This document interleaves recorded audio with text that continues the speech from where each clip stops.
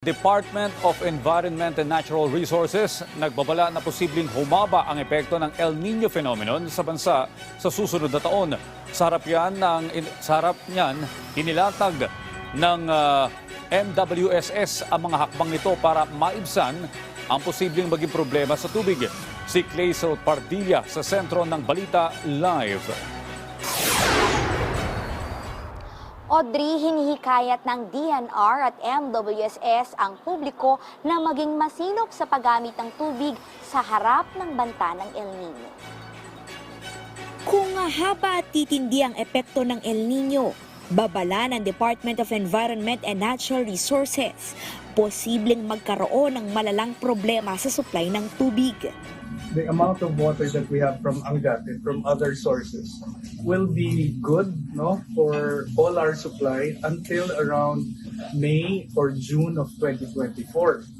If the El Nino event, no, next year progresses, intensifies, or even extends further than June, then it will be a major problem for Metro Manila. Conservation will be an important strategy in the first and second quarter of 2024. In 2019, we had a water scarcity issue in Metro Manila. We want to prevent that. Sa ngayon, nasa 213 meters o above minimum ang level ng tubig sa Angat Dam. Ayon sa Metropolitan Waterworks and Sewerage System, posibleng bumaba sa 180 meters o minimum operating level ang Angat Dam sa katapusan ng Hunyo. Sa ganitong level, maaring bawasan ang alokasyon ng tubig sa mga kabahayan. Pero, just in case po bawasan po kami ng allocation, ay nakaprepare naman po kami sa ating mga augmentation measures. At kung umabot man itong elevation na minimum operating level ng 180 meters, ay kaya po nating makakuha ng tubig galing sa Angat Dam kasi nirepair po namin itong ating tinatawag na Angat Dam Low Level Outlet. kumpiyansa ang Maynilad na hindi na maulit ang krisis sa tubig na nangyari noong 2019.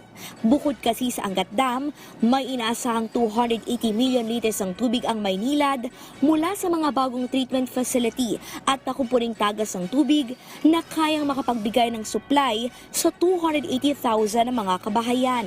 Hindi pa namin nakikita na mangyayari yung water shortage na nangyari ng 2019 dahil nga po doon sa iba't ibang mga interventions o yung mga mitigating actions na nagawa na so far at ginagawa pa ng Maynilad. Papalo naman sa 395 million liters ng supply ng tubig ang inaasahan ng Manila Water mula sa mga water project nito at backwashing program o pagre-recycle ng patapong tubig.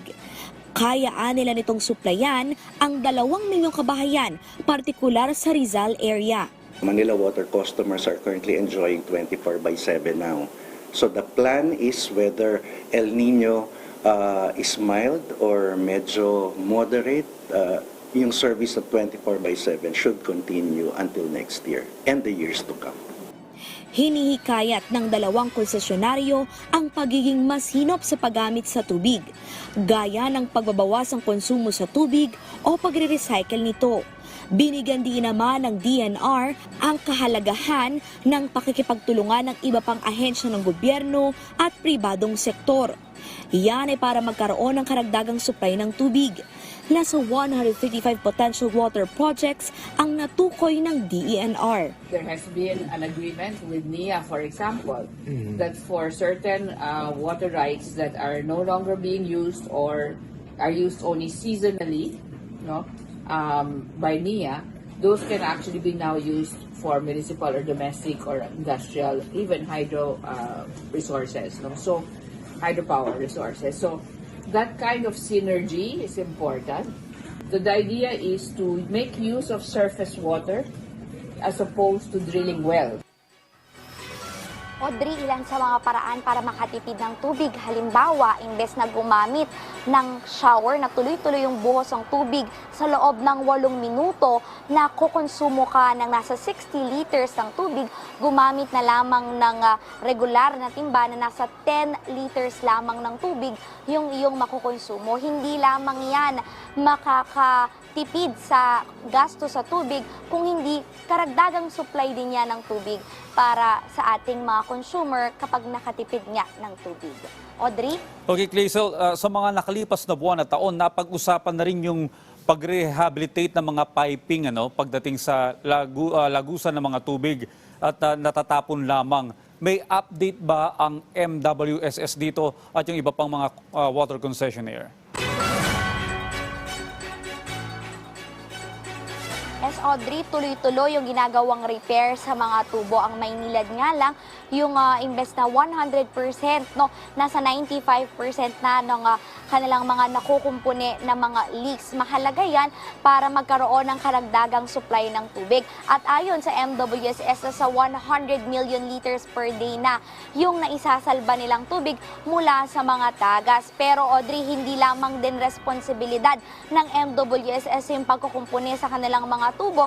Sa ating mga kabahayan mismo ay maaring tingnan yung mga tubo na posibleng nagtatagas. Hindi lamang nga yan sayang sa tubig, kundi sayang din yan sa pera ng ating mga consumer. Kaya kung maaari, ayusin yan at kumpunihin.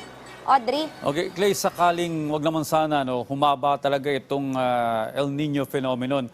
Ano yung conservation strategy ng MWSS na gustong ipaunawa sa ating mga kababayan para seryosohin ng publiko yung pagtitipid sa tubig at hindi pag-aaksaya nito?